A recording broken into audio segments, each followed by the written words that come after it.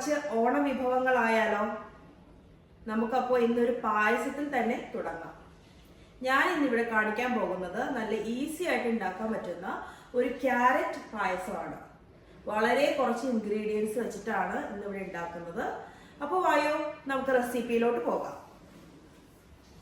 Carrot പായസത്തിന് വേണ്ട ingredients എല്ലാം ഞാൻ ഇവിടെ റെഡിയാക്കി വെച്ചിട്ടുണ്ട്. 1 ലിറ്റർ പാൽ എടുത്തിട്ടുണ്ട്. 2 ക്യാരറ്റ് ഞാനിങ്ങനെ ചെറിയ പീസായിട്ട് മുറിച്ചത് നമുക്ക് വെള്ളം ഒഴിച്ച് വേവിച്ച് അരച്ചെടുക്കണം. പിന്നെ 2 ക്യാരറ്റ് ഇതുപോലെ ഗ്രേറ്റ് ചെയ്തെടുത്തിട്ടുണ്ട്. അത് നമുക്ക് നെയ്യിലിട്ടൊന്ന് വറുത്തെടുക്കണം.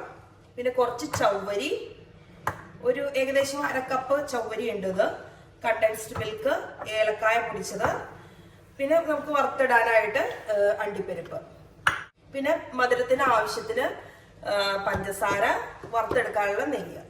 ഇത്ര ഐറ്റംസ് ആണ് നമുക്ക് വേണ്ടത്. അപ്പോൾ വായോ നമുക്ക് പായസം ഉണ്ടാക്കാം.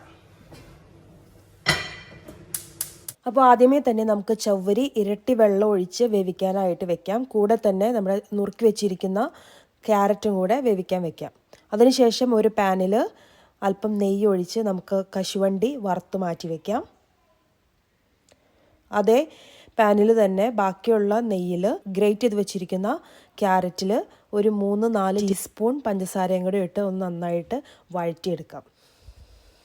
ഒരു 2-3 മിനിറ്റ് നേരം അതിൻ്റെ പച്ചച്ചുവയ്ക്കൊന്ന് മാറി നന്നായിട്ടൊന്ന് വഴണ്ട് വരുന്ന വരെ ഒന്ന് ചെറു തീയിലിട്ട് ഒന്ന് വഴറ്റി കൊടുക്കാം. അതിനുശേഷം അത് ആ പാനിൽ നിന്നും മാറ്റി വയ്ക്കാം.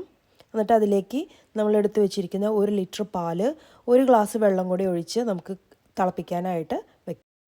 ക്യാരറ്റ് വെന്ത് വരുമ്പോൾ അത് നമുക്ക് മിക്സിയുടെ ജാറിൽ ഒട്ടും വെള്ളമില്ലാതെ നന്നായിട്ട് അരച്ചെടുത്തുകൊണ്ട് വരാം. കൂടെ തന്നെ നമ്മുടെ ചവ്വരി നന്നായിട്ട് വെന്തിട്ടുണ്ട്. അപ്പോൾ അത് വെള്ളം ഊറ്റി കളഞ്ഞിട്ട് നമ്മുടെ പാലിലേക്ക് ഇട്ട് കൊടുക്കാം.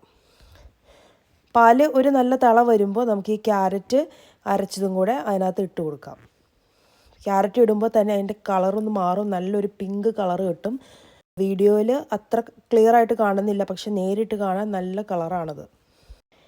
ഇനി മധുരത്തിന് ഞാൻ ഇതിലേക്ക് കണ്ടൻസ്ഡ് മിൽക്കാണ് ചേർക്കുന്നത്.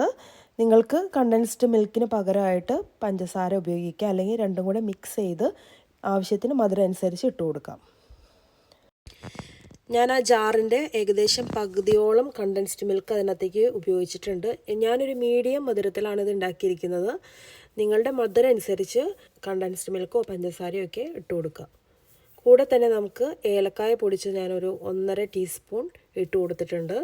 പിന്നെ മധുരം ഒന്ന് ബാലൻസ് ചെയ്യാനായിട്ട് ഒരു 1/4 ടീസ്പൂൺ ഉപ്പും കൂടെ ഇട്ട് കൊടുക്കുക. അതെല്ലാം ഒന്ന് മിക്സ് ചെയ്തതിന് ശേഷം നമുക്ക് നമ്മൾ വഴറ്റി മാറ്റി വെച്ചിരിക്കുന്ന ഗ്രേറ്റഡ് ക്യാരറ്റ് ഇട്ട് കൊടുക്കാം. എല്ലാം കൂടെ ഒന്ന് മിക്സ് ചെയ്ത് ഒരു നല്ല തിള വരുമ്പോൾ നമുക്കിത് ഓഫ് ചെയ്യാം. ഏറ്റവും അവസാനമായിട്ട് നമുക്കതിലേക്ക് വറുത്ത് മാറ്റി വെച്ചിരിക്കുന്ന അണ്ടിപ്പരിപ്പും കൂടെ ഇട്ട് കൊടുക്കാം. ഉണക്കമുന്തിരി ഇഷ്ടമുള്ളവർക്ക് അതും കൂടെ വഴറ്റിയിടാവുന്നതാണ്. ഇനി നമുക്ക് നല്ല തിള വന്നു, തീ ഓഫ് ചെയ്യാം. ഒന്ന് തണുത്തതിന് ശേഷം സെർവിങ് ബൗളിലോട്ട് മാറ്റാം. തണുത്ത് കഴിയുമ്പോൾ ഇത് ഒന്നും കൂടി ഒന്ന് തിക്കാവും, അതിൻ്റെ ഒരു കൺസിസ്റ്റൻസി തന്നെ ഒന്ന് മാറും. അപ്പോൾ തണുത്തതിന് ശേഷം ഉപയോഗിക്കുന്നതാണ് നല്ലത്. കാണാനും നല്ല ഭംഗിയുള്ള, കഴിക്കാനും നല്ല ടേസ്റ്റി ആയിട്ടുള്ള ഒരു സിമ്പിൾ പായസമാണത്. അപ്പോൾ എല്ലാവരും ഈ ഓണത്തിന് ഇങ്ങനെ ഒരു പായസം ഉണ്ടാക്കി നോക്കൂ, അഭിപ്രായങ്ങൾ അറിയിക്കണം. ആരെങ്കിലും സബ്സ്ക്രൈബ് ചെയ്യാതെയാണ് എൻ്റെ വീഡിയോസ് കാണുന്നതെങ്കിൽ please subscribe and support me. അതുപോലെ തന്നെ നിങ്ങളുടെ ഫ്രണ്ട്സിനും ഫാമിലീസിനും എല്ലാം ഷെയർ ചെയ്ത് കൊടുക്കണം. അപ്പോൾ മറ്റൊരു വീഡിയോയുമായി വീണ്ടും വരുന്നത് വരെ bye, take care, happy Onam.